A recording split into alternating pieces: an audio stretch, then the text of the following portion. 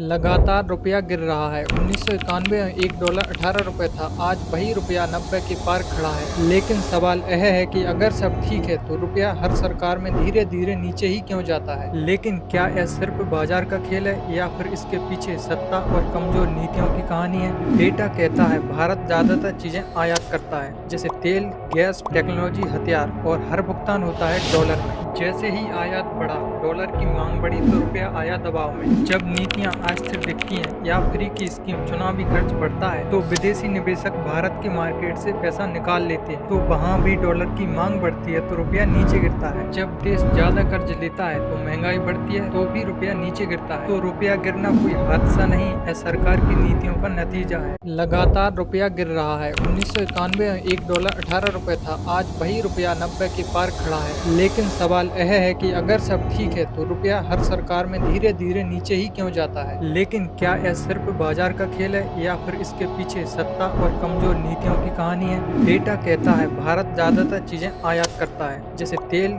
Gas, technology, हथियार, और हर भुगतान होता है डॉलर में। जैसे ही आयात बढ़ा, डॉलर की मांग बढ़ी तो रुपया आया दबाव में। जब नीतियां अस्थिर दिखती हैं या फ्री की स्कीम, चुनावी खर्च बढ़ता है तो विदेशी निवेशक भारत के मार्केट से पैसा निकाल लेते हैं। तो वहाँ भी डॉलर की मांग बढ़ती है तो रुपया नीचे गिरता है। जब देश ज्यादा कर्ज लेता है तो महंगाई बढ़ती है तो भी रुपया नीचे गिरता है। तो रुपया गिरना कोई हादसा नहीं है, सरकार की नीतियों का नतीजा है।